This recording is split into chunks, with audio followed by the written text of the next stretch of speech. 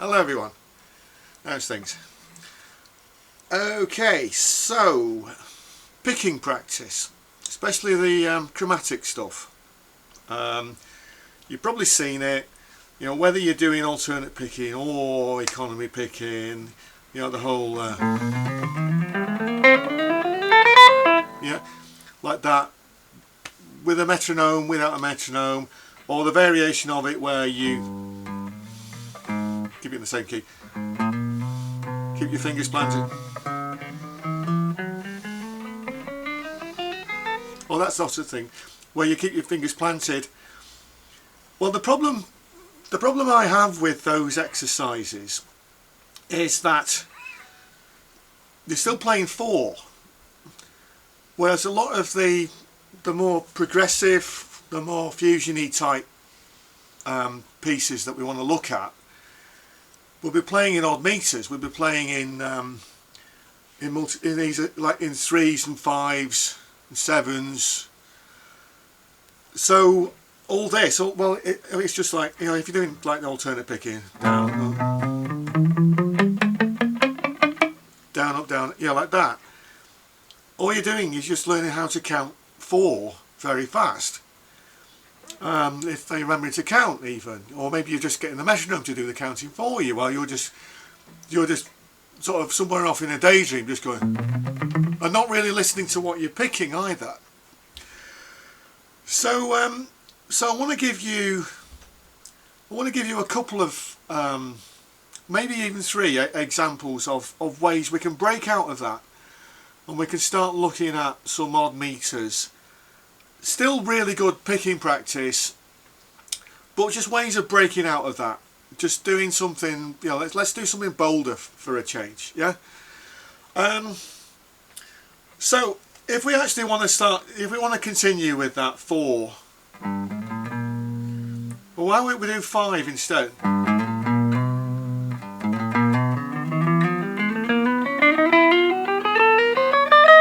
Yeah, like that.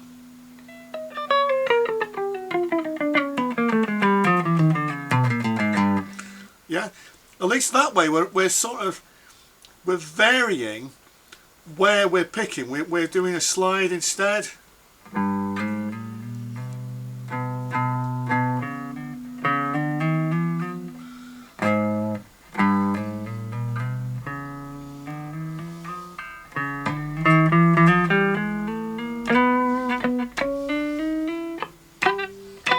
Yeah, so there's lots of things we could do. So we could either, like with that, we could, like the first one I showed you, where it's just slide the last one. We can pick the last one as well. So if we want to be really efficient and get the picking down,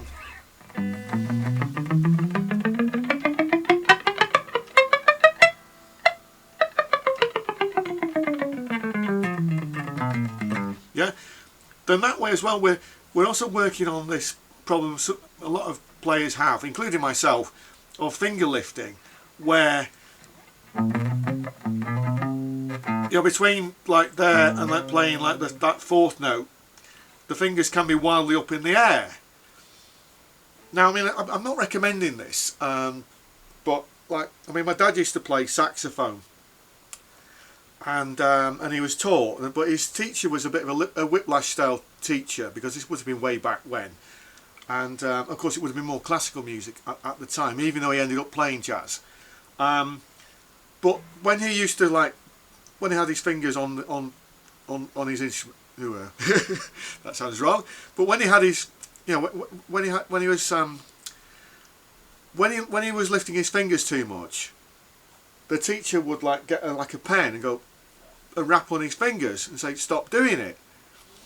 So he was kind of like, he was almost like, you know, he was almost forced into having to find more efficient ways for his fingers to move over the keypads on the sax. It was used to play clarinet as well.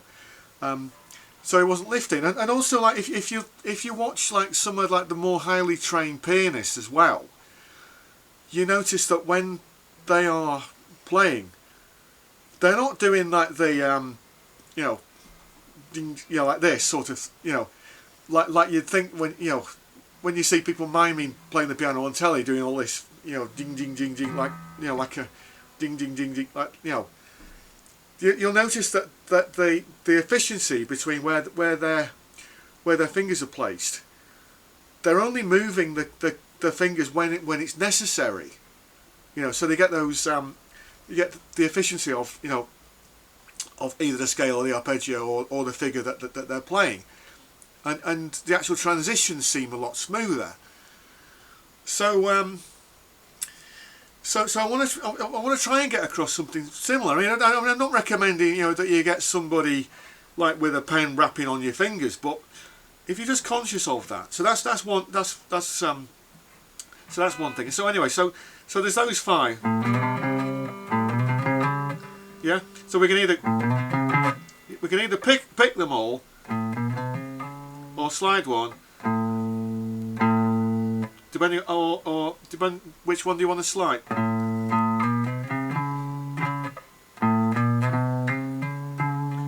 Yeah. So we got some variations there about which finger you want to slide, or maybe you want to slide them all, turn them into hammer-ons and pull-offs as well, or a combination of those. I'm tempted to write some of these down actually, because this video would be mega long if I covered all of them. So that's like the 4s. There's another one. This is like the bonus one. I talked about this one before. It's a Marty Friedman lick from the. It's based on that. There's a section in like the Megadeth, "The Ashes in Your Mouth," where like the intro starts, and then like Marty plays this figure which is.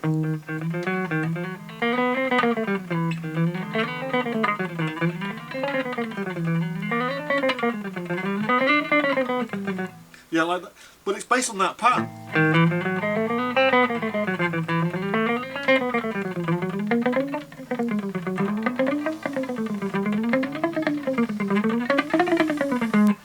Because you can play that in reverse as well.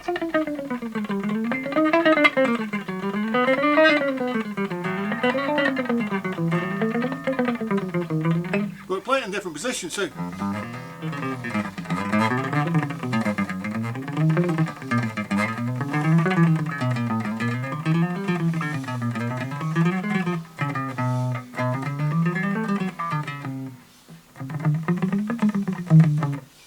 So playing it with and without the metronome, because like the metronome, yes, it might get it all very efficient, but sometimes without. If you're playing rubato, that means like sort of where the time's not strictly limited. But if you're playing rubato, sometimes you can get different accents on the notes as well. You can bring out different accents if you want. Depends how clinical you want to be. If you want to be like truly clinical and just get it down to getting your picking in order and like eliminating the finger lifting, then try and avoid stuff like, because as you're coming up, you might want to just like put a vibrato on there, but maybe we don't want to do that. Maybe we just want to get each of those notes as efficient and cleanly played as we can. Okay, so the next idea, because like I was saying, if we're talking about groups of 3, now yes, there's in one of the, I forget which one it is, like the Vinnie Moore Hot Lick videos, yeah, he does do the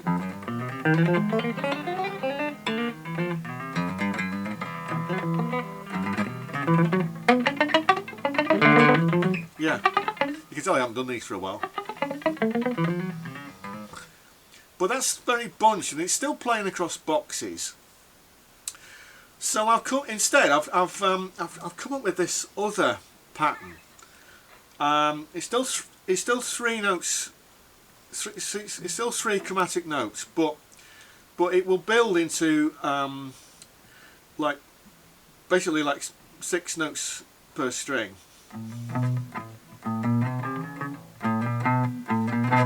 So we start on this A. Well, in fact, we'll start here, like that. And then we go to this note.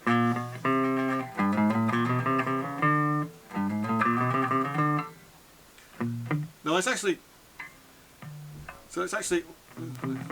actually five notes, but you are spanning that, because a lot of the time if we are playing those 3 notes per string scales, then we are spanning 5 frets. So it will help with that as well. So if we go here,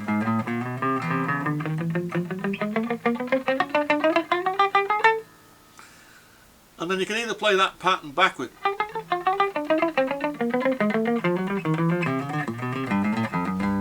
yeah, and then move it up, yeah. But you can also, like, so when we actually get to the top, you can either play like I showed you, or you can play it in reverse.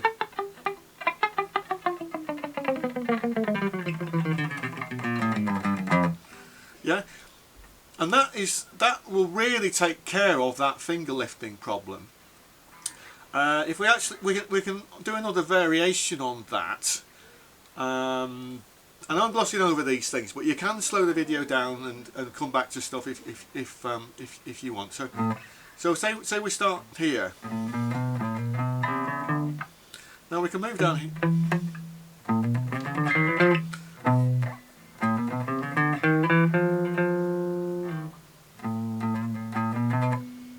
So if we're going, you see, so we're just playing across that diminished arpeggio.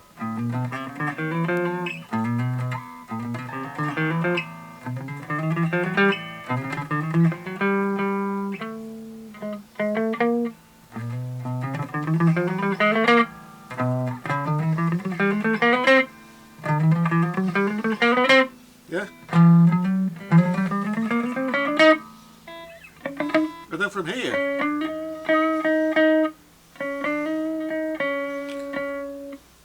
so if we're playing that, so we know that's,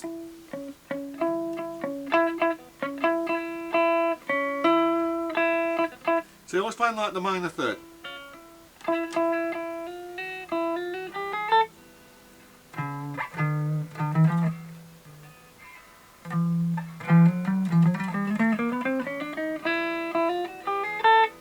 Yeah, so that sort of that will help unlock the neck as well. If you play it over an arpeggio, say like a diminished arpeggio, something like that. I think that's about all I want to cover today, because I mean there's lots of variations on this, and like I say, I mean I could, if I wanted to write them all out, of course it would be quite laborious. This video would be sort of quite long. And it could be quite tedious, and there's, of course, you know, you've got to like pick these things up as well, because if you're not used to playing this style, then you know it's going to take a while to get this stuff down. You know, to actually get it programmed into your fingers. So yeah, so I'm going to leave it here for today. Thanks for watching again. Please comment below. I'll see you next time.